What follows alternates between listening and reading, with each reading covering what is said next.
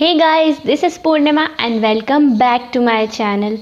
मैं पूर्णिमा हमेशा ही आपके लिए इन्फॉर्मेटिव और एजुकेटिव वीडियोस लाती हूँ और इस बार भी एक और इंटरेस्टिंग सा वीडियो लेकर के आई हूँ। जी हाँ, इस वीडियो में हम बात करेंगे इंडिया और अफ़गानिस्तान के हिस्टोरिकल बैकग्राउंड और रिलेशनशिप के बारे में। देरी करने से पहले यही कहूँगी कि अगर आप इस चैनल पर नए हैं तो सब्सक्राइब करना ना भूलें, साथ ही बेल आइकन को भी प्रेस कर दें ताकि बाकी के आगे आने वाले सारे अपडेट्स आपको मिलते रहें। Let's get started.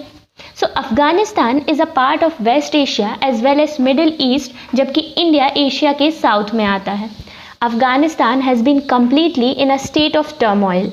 It is a perfect example how a country was completely destroyed due to Cold War politics. तो कोल्ड वॉर में हुआ ये था कि world was divided into two parts, एक यूएसए और एक यूएसएसआर। यही सेम रेवेलरी हमें अफगानिस्तान में भी देखने को मिलती है। तो second half of cold war जब स्टार्ट हुआ तो Afghanistan was epicentre of USSR dominance और यूएसएसआर यहाँ अपनी हेजेमनी बना के रखना चाहता था। ये पसंद नहीं आया यूएसए को और यूएसए ने लोकल्स को फंडिंग्स देना स्टार्ट कर दिया। यूएसए लोकल ग्रुप्स को सपोर्ट करना स्टार्ट कर दिया। इससे ये हुआ कि उन लोकल ग्रुप्स को बहुत पावर मिल गई। तो देखिए, अफगानिस्तान में बहुत ज़्यादा ट्राइबल्स हैं। इनफैक्ट पूरे वेस्ट एशिया में ट्राइबल सोसाइटी हैं। तो यूएसए ने क्या करा, इन लोकल ट्राइबल्स को, जैसे माओइस्ट हो गए, मुजाहिदीन्स हो गए, इन सब को फंडिंग करना स्टार्ट कर दिया और उनसे ये कहा गया कि हम तुम्हें पैसे दे रहे हैं, जाओ and fight the war against Soviet, और इसीलिए होता है सोवियत अफगान वॉर। तो ये हुआ कोल्ड वॉर पॉलिटिक्स की वजह से।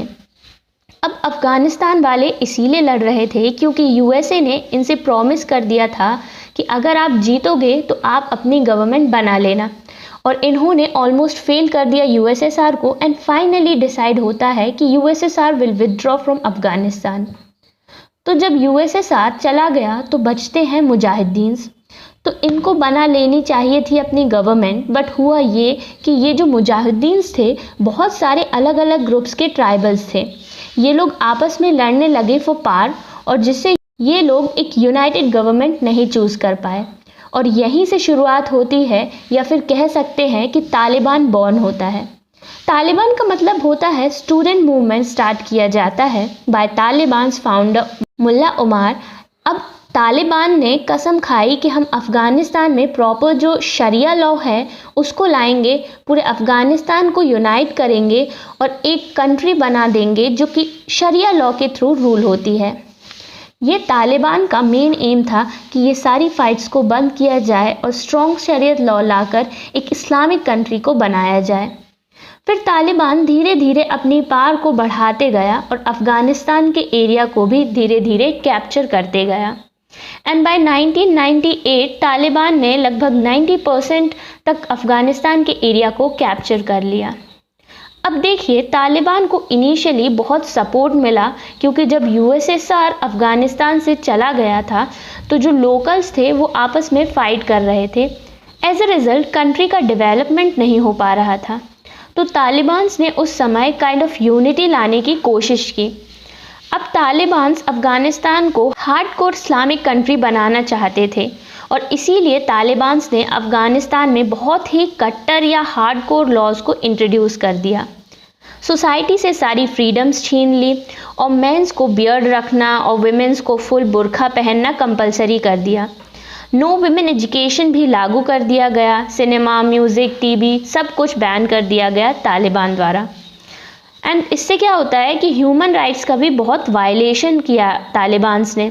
एक नेगेटिव एग्जाम्पल भी है इनका कि 2001 में क्या हुआ था कि तालिबान इतना ज़्यादा आगे बढ़ गया था कि उसने सेंट्रल अफ़गानिस्तान में लॉर्ड बुद्धा का जो फेमस स्टैच्यू है उसको डिस्ट्रॉय कर दिया।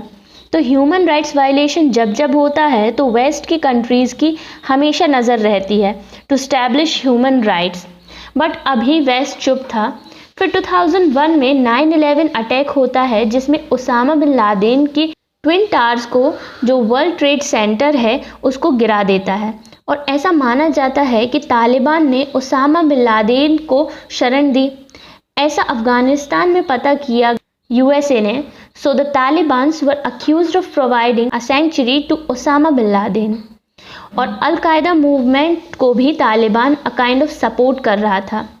तो अब यूएसए ने ये बात मान ली कि अफ़गानिस्तान वाले उसामा को छुपा कर रखे हैं, तो यूएसए ने अफ़गानिस्तान को कर लिया इन्वेड और यूएस ने नाटो के कोलिशन लेकर घुस गए अफ़गानिस्तान में and within 1 week Afghanistan में जो तालिबान की गवर्नमेंट थी उसको बाहर फेंक दिया, क्योंकि ये लोग टेररिज्म को स्पॉन्सर करने लग जाते हैं।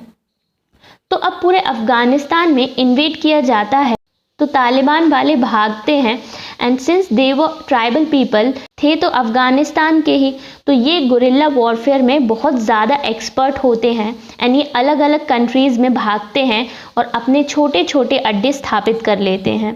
अब यूएस के लिए और ज़्यादा टफ हो जाता है तालिबान को हराना, क्योंकि पहले तो तालिबान सिर्फ अफ़गानिस्तान में था पर अब ये अलग अलग भाग गए थे एंड ये एक्सपर्ट थे गुरिल्ला वॉरफेयर में। अब जब यूएस ने तालिबान को अफ़गानिस्तान से भगा दिया तो अफ़गानिस्तान में एक national unity government that is NUG को फॉर्म कर दिया।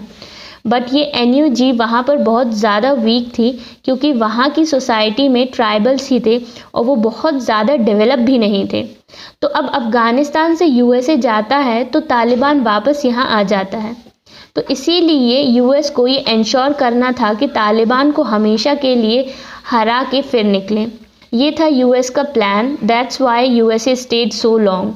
अल्टीमेटली लगभग 20 साल से फाइट करते करते यूएस को कुछ मिला नहीं, इनफैक्ट बहुत लॉस हुआ एंड तालिबान को नहीं हरा पाए। एज अ रिज़ल्ट अब फाइनली उन्होंने तालिबान के साथ 2020 में एक पीस डील साइन कर ली एंड फाइनली वो अफ़गानिस्तान को छोड़कर निकल गए। यूएसए ने ऐसा इसीलिए किया क्योंकि उसकी बहुत ज़्यादा रिसोर्सेज खर्च हो चुके थे तालिबान को मारने में, अफ़गानिस्तान की सिक्योरिटी लेने में एंड डोनाल्ड ट्रंप ने भी प्रॉमिस किया कि अगर वो जीते तो वो यूएसए के जो फालतू की लड़ाई है इसको छोड़ के वापस अपनी कंट्री में आ जाएंगे। So this was the plan. And अभी रिसेंटली ही तालिबान्स ने अफ़गानिस्तान को फिर से कैप्चर कर लिया है, वहाँ फिर से इन्वेड कर लिया है जैसे ही अमेरिका की फोर्स ने वहाँ से हटी। तो ये सब जो भी होता है ये सब कुछ हम नेक्स्ट वीडियो में देखेंगे। तब तक के लिए stay tuned, stay healthy, stay fit, be happy and आप मुझे फॉलो कर सकते हैं बाकी के सोशल मीडिया प्लेटफॉर्म्स पर, लिंक आपको डिस्क्रिप्शन में मिल जाएगी। एंड वेट करिए हमारे सेकंड पार्ट का। So goodbye and take care of yourself. Thank you.